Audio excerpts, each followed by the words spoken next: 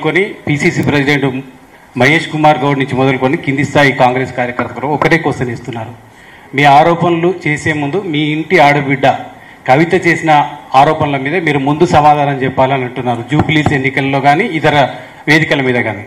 So Congress కు చెప్పుకోవడానికి ఏం లేక ఇలాంటి రాజకీయాలు మాట్లాడుతూ ఉన్నారు. నిజంగా జూబ్లీస్ ఎన్నికల్లో మీరు ఏం చేశారో అభివృద్ధి గురించి చెప్పండి. ప్రజలకు మీరు 2 సంవత్సరాల్లో మీరు చేసిన 6 గ్యారెంటీల అమలు గురించి చర్చించండి. గతంలో కూడా చాలా వచ్చినాయి ఇటువంటివి. మీ కాంగ్రెస్ పార్టీలో ఉన్నప్పుడు కూడా మీ కాంగ్రెస్ పార్టీ నాయకులే ఈరోజు కొండా సురేఖ గారి బిడ్డ ఏం మాట్లాడుతుంది దానికి సమాధానం చెప్పమని రేవంత్ రెడ్డిని. కొండా సురేఖ సతీమణి కేబినెట్ మంత్రి బిడ్డ ఏమని చెప్పింది?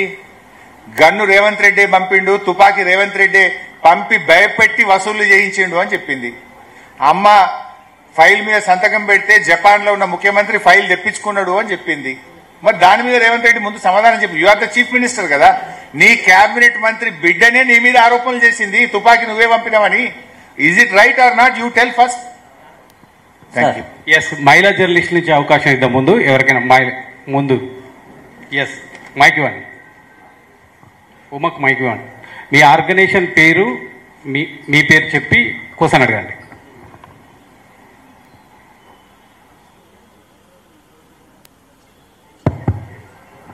సార్, నా పేరు ఎన్నుమాదేవి, independent journalist.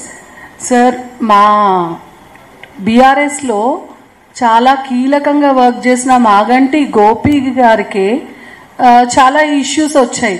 Agar Maganti Sunitha గెలుస్తే నిలదొక్కుంటుంది అంటారా? అక్కడున్న రాజకీయాలు కంపేర్ టు అదర్ నియోజకవర్గం జూబ్లీ హిల్స్ అనేది చాలా టిపికల్. సో ఆ మాగంటి గోపి గారికే పార్టీల పరంగా చాలా ఇబ్బంది అయింది కదా. సో సిచ్యువేషన్ ఎలా ఉండబోతుంది? సిస్టర్, ఇప్పుడు గోపి గారు అద్భుతంగా పనిచేశాడు. 3 సార్లు హ్యాట్రిక్ ఎమ్మెల్యేగా గెలిచాడు. కంటిన్యూస్ గా హ్యాట్రిక్ ఎమ్మెల్యే ఆయన మేము ప్రచారానికి వెళ్తుంటే చాలా బస్తీల్లో గోపన్న చాలా మంచోడు, మాకు చాలా సహాయం చేశాడని ఆయన పనితనాన్ని ప్రజలు గుర్తు చేసుకుంటున్నారు. బస్తీల్లో గోపి గారి గురించి వాళ్ళు చెప్పడం జరుగుతూ ఉంది. సో సునీత గారు తప్పకుండా బాగా పనిచేయగలుగుతారు. సునీత గారు ఒక సగటు మహిళగా, ఒక ఇంటి యజమానిరాలిగా మహిళల బాధలను, మహిళల మంచి కష్టాలను బాగా తెలుసుకోగలిగినటువంటి వ్యక్తి. సో డెఫినెట్ గా ఆవిడ బాగా పనిచేస్తుంది. ఆవిడకు వెన్నంటి బీఆర్ఎస్ పార్టీ ఉంటుంది. మేమందరం కూడా వారికి చేదోడు వాదోడుగా ఉంటాం. తప్పకుండా ఒక మహిళగా తన ప్రయత్నం తాను చేయడంతో పాటు whole party will be with us. Yes sir, Ravikumar, Namaste Telangana. Sir, రేపు సాయంత్రంతో ప్రచారం ముగుస్తుంది. ఇప్పటిదాకా మనం కాంగ్రెస్ వల్ల కూడా ఏది గూండా రాజ్యం ఇది అంటున్నారు. ప్రచారం ముగిసారు, 48 గంటలు ఉంటుంది. దీన్ని ఎలా ఎదుర్కోబోతుంది బీఆర్ఎస్?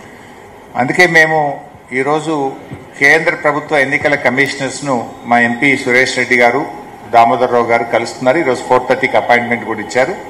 కేంద్ర ప్రభుత్వ బలగాలను ఇక్కడ దించాలని చెప్పి బీఆర్ఎస్ పార్టీ ఎన్నికల కమిషన్ ను కోరింది. మేము రిటర్న్ గా నిన్ననే పంపాము. ఈరోజు అపాయింట్మెంట్ కూడా ఇచ్చారు. సెంట్రల్ ఫోర్సెస్ ని పంపాలని. ఎందుకంటే ఇవాళ పోలీసులు చాలా దుర్మార్గంగా వ్యవహరిస్తా ఉన్నారు. మొన్న షేక్పేట్లో వహీద్ అని మా ముఖ్యమైన నాయకుడు, ఆయన ఇంట్లోకి చొరబడి ఆయన తల్లిగారి మీద, భార్య మీద కూడా మగ పోలీసులు రూడ్గా బిహేవ్ చేశారు. బెడ్రూమ్లోకి కూడా వెళ్లారు. వాళ్ళ కుటుంబ సభ్యుల్ని రాత్రి ఎత్తుకుపోయారు. అంటే ఈ రకంగా ఇంత అమానవీయంగా విచ్చలవిడిగా పోలీసులు మహిళల పట్ల వ్యవహరిస్తా ఉన్నారు. లిటరల్లీ మా నాయకులకు లోకల్ సిఐలు, ఏసీపీలు బెదిరింపులకు గురి చేస్తున్నటువంటి పరిస్థితి ఉంది. అందువల్ల కేంద్ర ప్రభుత్వం సెంట్రల్ ఫోర్సెస్ ని ఇక్కడ దించాలని, మన దేశంలో ఎక్కడ చూడం ముఖ్యమంత్రి డీజీపీకి అపాయింట్మెంట్ ఆర్డర్ ఇచ్చిండు. అసలు నేనైతే ఇప్పటివరకు చూడలే ఇన్నేళ్ల జీవితంలో ముఖ్యమంత్రి చేతుల మీదుగా అపాయింట్మెంట్ ఆర్డర్ అందుకుంటున్న డీజీపీ శివధర్ రెడ్డి. ఇది అన్ని పేపర్లలో ఫోటో ఐటమ్. ఇంకా ఆ డీజీపీ లా అండ్ ఆర్డర్ ఏం ప్రొటెక్ట్ చేస్తాడు?